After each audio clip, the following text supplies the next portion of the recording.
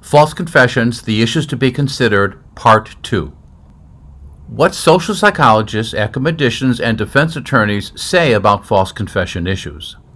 In anticipation of testifying in a case in which the defense claims the defendant gave a false, coerced confession, it is important to anticipate the type of arguments that may be made to try to establish this point.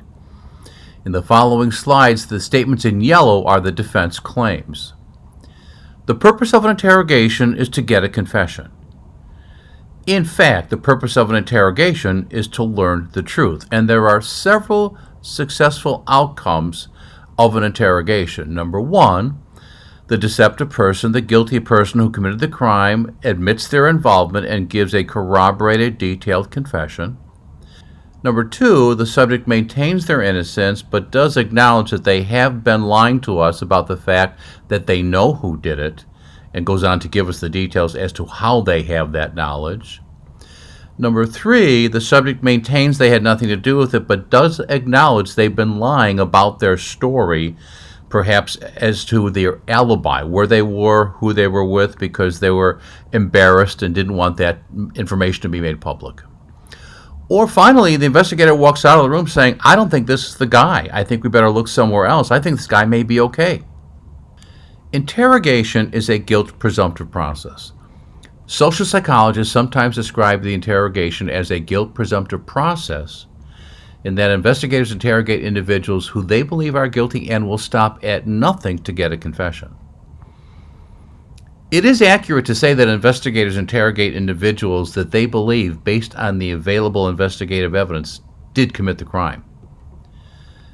The alternative would be to interrogate individuals who you do not believe committed the crime, and of course, that would be absurd. Investigators offer the suspect inducements to confess, referred to as minimization, maximization. Social psychologists describe the minimization-maximization process as one in which the investigator suggests inducements that motivate the suspect to confess by minimizing the consequences they will face or the punishment they will receive, by offering them a suggestion or promise of leniency of reduced punishment in exchange for cooperation. And according to the social psychologist, the investigator contrasts the minimization with maximization, in which he threatens or implies more severe treatment if the subject doesn't confess.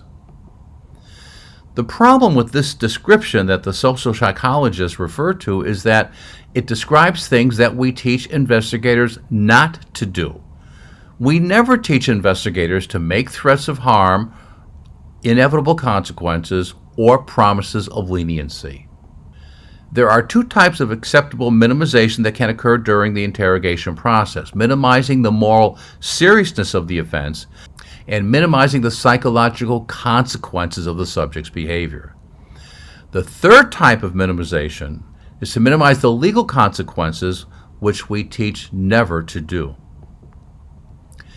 There are three errors that lead to false confessions: misclassification, coercion, and contamination.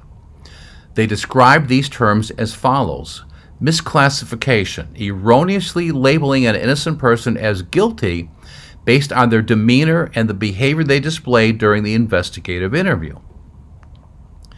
Coercion, using tactics that offer reduced punishment if the subject confesses, harsher punishment if they do not. Contamination, revealing to the suspect details about the crime that only the police or the guilty person should know. We'll address each of these individually. Regarding misclassification, while evaluating a subject's verbal and nonverbal behaviors during the interview can certainly be helpful in assessing their credibility, in reality, in the majority of cases, the decision to interrogate a suspect is the result of information developed during the investigation. For example, during the interview, a suspect may relate an alibi, and then subsequent investigation proves that the alibi is false. Or the subject claims he never saw the victim at or near the time of the murder, and yet subsequent discovery of video shows the suspect going into the victim's home just moments before she was killed. As for coercion, we teach never to engage in coercive behaviors such as threats or promises or denial of rights. And as for the issue of contamination, we have been teaching for over 50 years to keep the details of the crime secret so you can use the disclosure of those details to corroborate the authenticity of the subject's statement. It cannot be overstated the importance of corroboration to establish the authenticity of a confession. There are two primary types of corroboration, dependent and independent, and these are our terms. And by dependent corroboration, what we mean is that at the outset of an investigation, the lead investigator should decide what evidence or information they have based on the commission of the crime scene photographs, etc. What information, what details do they have that they're going to keep secret? They're not going to release to the media or the public, that they can use to verify any confession. This is called dependent corroboration because the information is dependent upon the crime scene or other investigative source. In theory, only the person guilty of committing the crime should be able to provide to the investigators this dependent corroboration. Independent corroboration. Clearly, the most convincing evidence of a truthful confession is one which contains verifiable information that was not known until the confession. In other words, the police did not know this information. This is called independent corroboration because the investigator does not know the information until the suspect reveals it, and the evidence is obtained independent from the initial investigation. In a murder case, independent evidence would include such things as the tool used to gain entry to the victim's bedroom window, a witness who could place the suspect at or near the scene of the crime, the location of the murder weapon, the location of the bloody clothing, or a souvenir that the offender kept from the victim. Lying to a suspect about evidence causes false confessions. In 1969, the United States Supreme Court ruled in the case of Frazier versus Cupp that misrepresenting evidence to a suspect, in this case the police had falsely told Frazier his accomplice had confessed.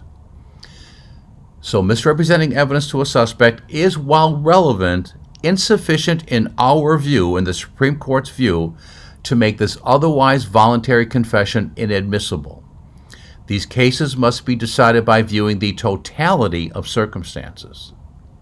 Numerous court decisions have upheld the investigator's capacity to verbally misrepresent evidence during an interrogation. However, we do urge caution with respect to doing this.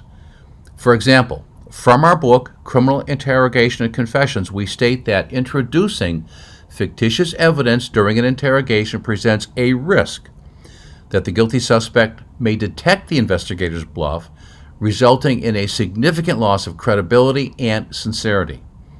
For this reason, we recommend that this tactic of misrepresenting evidence should be considered a last resort effort. We also indicate that this tactic should not be used for suspects who acknowledge that they may have committed the crime but have no specific recollections of doing so.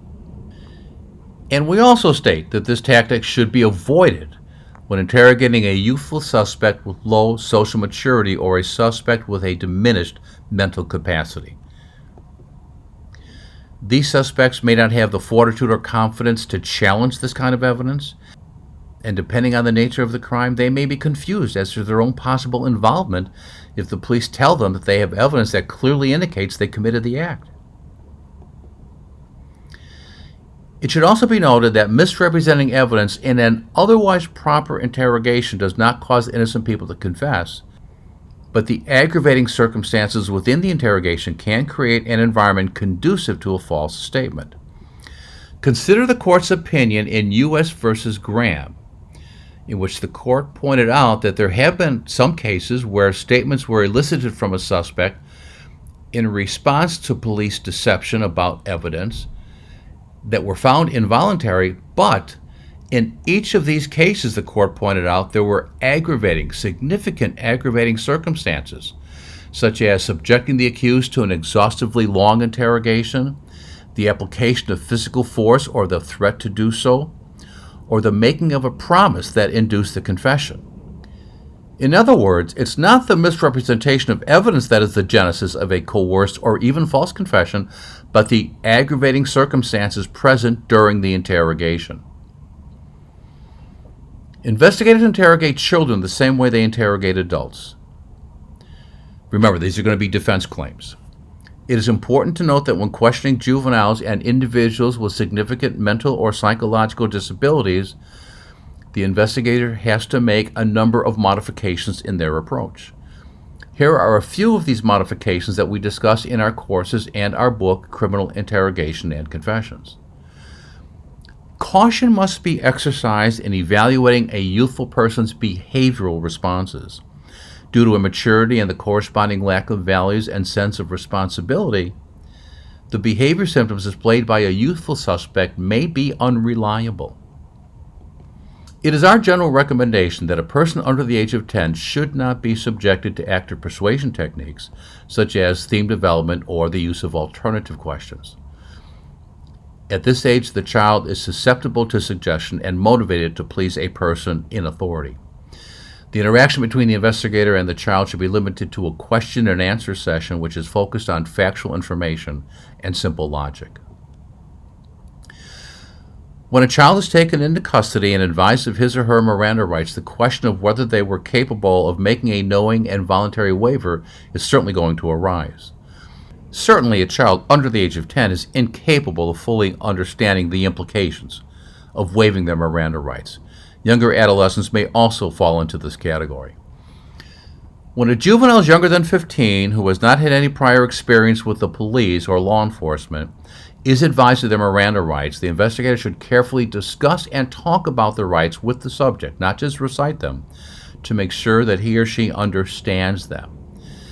If attempts to explain the rights are unsuccessful, no questioning should be conducted at that time. The same is true, of course, for a person who is mentally or psychologically disabled. Introducing fictitious evidence should be avoided when questioning a youthful suspect with low social maturity or a suspect with diminished mental capacity. Now we come upon the best practices that investigators should follow so as to minimize the possibility of obtaining a false confession. The best way to avoid obtaining a false confession is to conduct interrogations in accordance with the guidelines established by the courts, number one, and to follow the following core principles and best practices.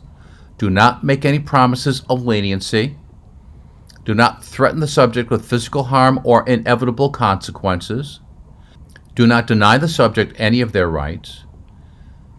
Do not deny the subject the opportunity to satisfy their physical needs.